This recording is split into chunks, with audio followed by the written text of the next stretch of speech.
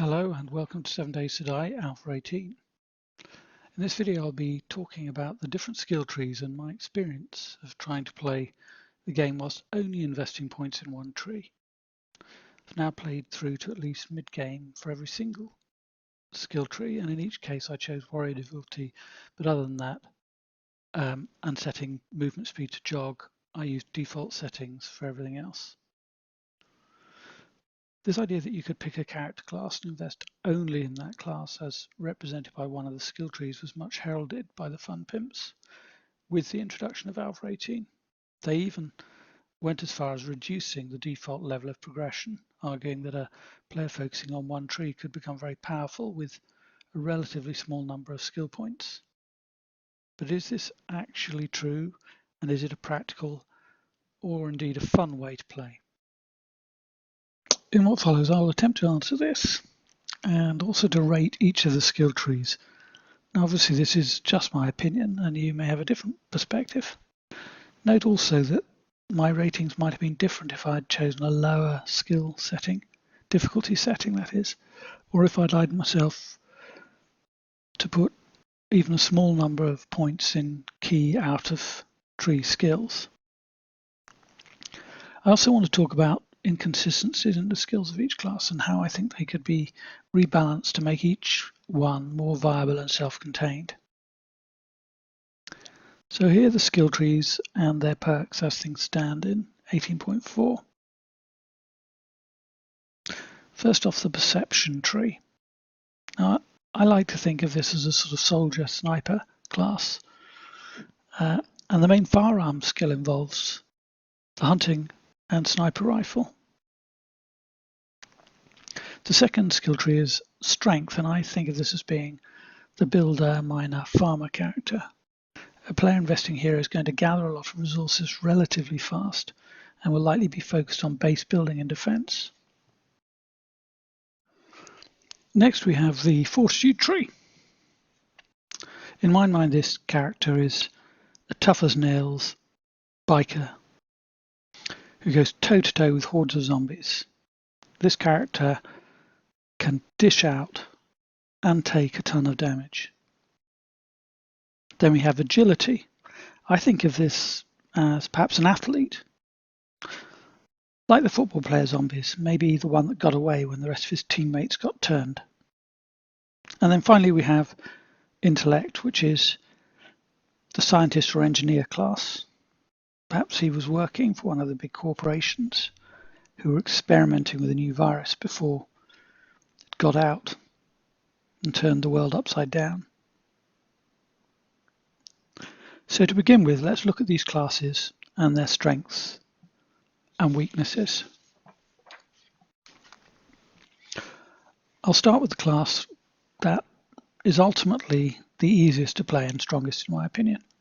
And probably there's no surprises here, but my choice for the top honours goes to the intellect class.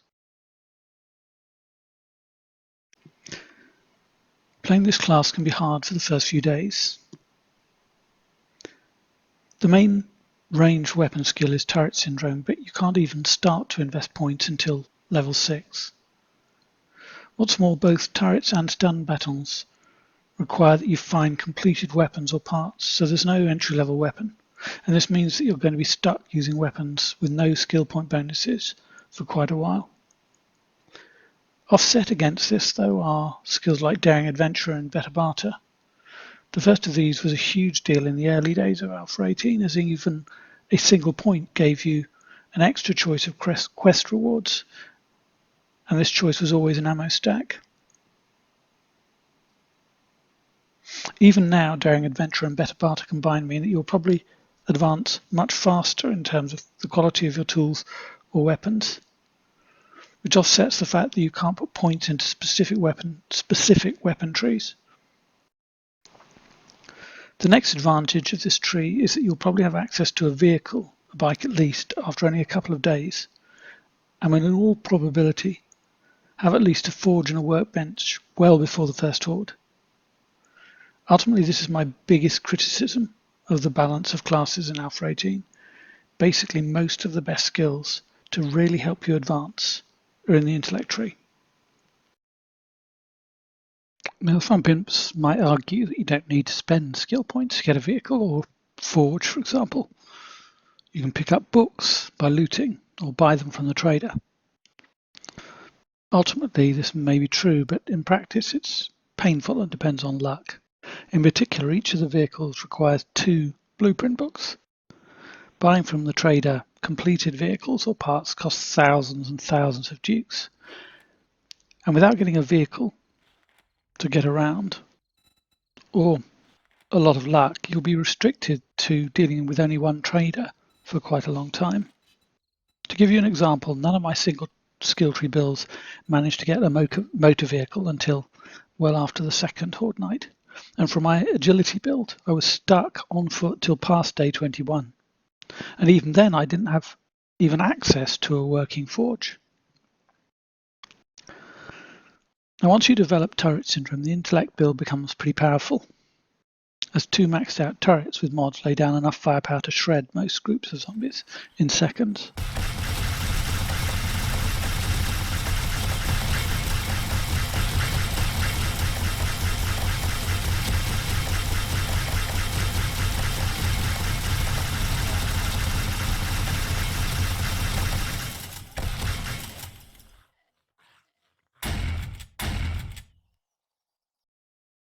Next, I want to consider the build I found hardest, and this may surprise you, but it was actually the Fortitude build. Now, when balanced with a few skill points elsewhere, many consider this one of the strongest builds, and certainly the M60 is very powerful late game, and this character, when kitted out in top tier armor and with skill points in things like pain tolerance and healing factor, is a tank. Early game though, I didn't find this character easier to play, and probably cardio, healing factor, iron gut were the most useful. I think probably I would have rated it higher if I'd played at a lower difficulty level, because on warrior, brawling is a very fast way to die early on. And that's really what this class is all about. As with all the classes apart from intellect, progression in terms of tech and vehicles was very slow, and perhaps the biggest source of pain. Base building was also hard, and I ended up just cowering most nights in an attic till morning. So on to the next worst. Here things get tough and I'm less settled on my ordering, but I'm going to go for agility. Now, many people such as Cage848 say that they hate this tree and feel it offers little of value. But there are some skills that stand out to me and are fun. Parkour, for example, once you hit level 3 lets you jump higher, and this can make getting around POIs or escaping when cornered much easier. Also, during the early game, you'll probably depend on bows quite a bit, and the archery skill and basic agility points boost the power of this weapon. If, as I did, you spawn in the burnt biome, then vultures are a nightmare, and the pistol is one of the best weapons for protecting yourself, with good fire rate and high hip fire accuracy, albeit at short to medium range. To be honest, a pistol is probably the most welcome early game find for me, in terms of low and mid-tier POI looting and survival. Also, 9mm ammunition is relatively common. Later game, the SMG is now a good weapon, with medium range, but high hipfire accuracy and a very high rate of fire. It's not an M60, but it's enough, and you'll probably make more headshots in tight situations due to the high hipfire accuracy. Add to this faster reloading through run and gun, and you're set. Finally, there are things like Hidden Strike if you want to be able to one-shot enemies with sneak attacks, and From the Shadows if you like to sneak around at night. This was the build that got the second furthest till my 1 life was cut short, though perhaps this is unfair to strength and perception builds, because in both those cases I accidentally ran over a mine whilst running home at night after a quest. Something that would not have happened if I'd had a vehicle earlier. Food was a problem early on, as was stamina, and it seems to me that cardio should be in this athlete tree, but I'll get to that later. So what about strength? Well, this has tool and mining skills that are great, and I was able to collect a lot of resources and build a decent base. Oddly enough, food was still a bit of a problem. Though this tree has master shift, it cannot farm.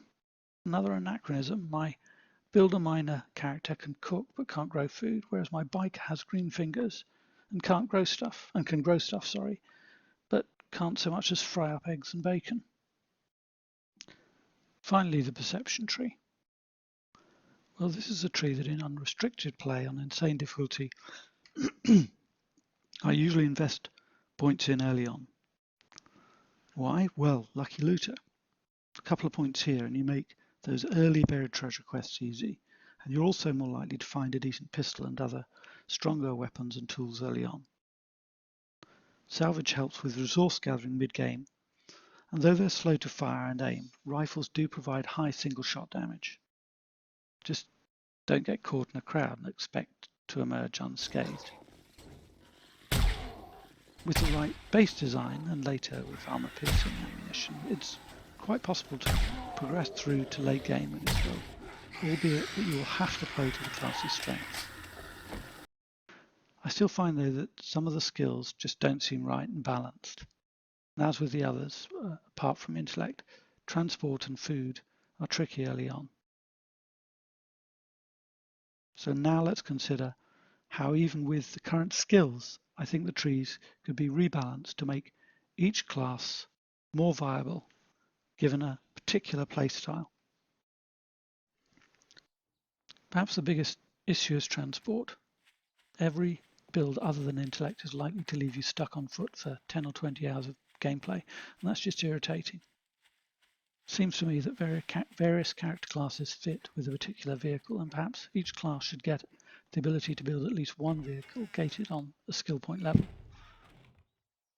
For example, I sort of think that Fortitude build fits well with the motorbike, or engine of destruction as J.C. calls it. The strength build perhaps with a 4x4. I would then give the perception build early access to a mini bike, and the agility build access to the bike, along with moving the cardio skill into this tree. Then that leaves the intellect build with a gyrocopter. An alternative would be to have Grease Monkey in a separate miscellaneous tree that can be accessed by any class at the appropriate level, or just tie each vehicle to a single schematic rather than two.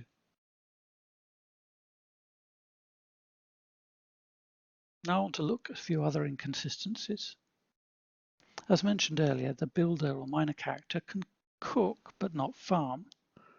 I would make this class a much more self-reliant one and move things like living off the land into the strength skill tree.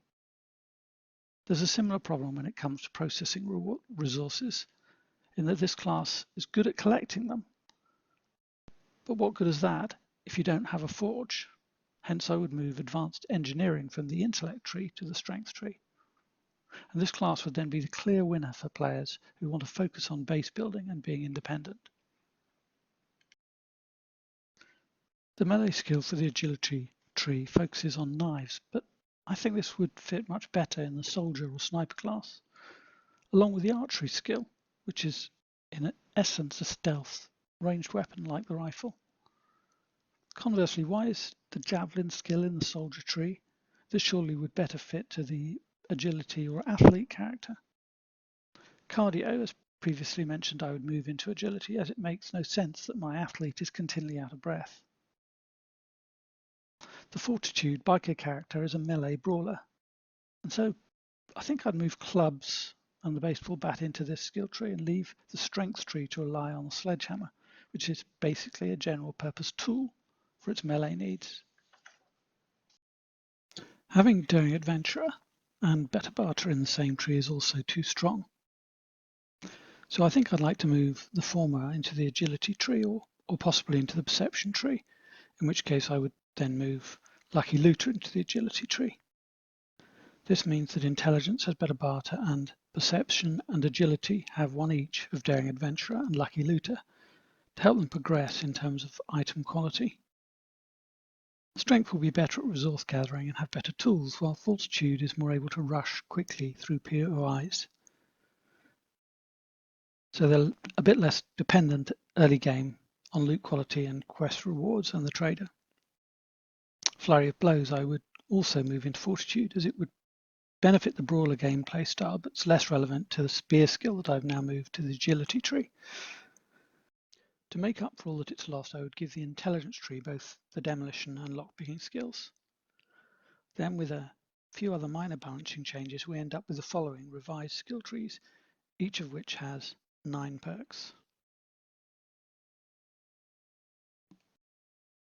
Let me know in the comments what you think about the balance between the different skill trees, and if you'd be interested in me putting up some character or story-based videos centered on single skill tree or character-based playthroughs. In the meantime, enjoy playing the game, and do watch the content from some of the amazing YouTubers who cover this game. See below for some of my favourites.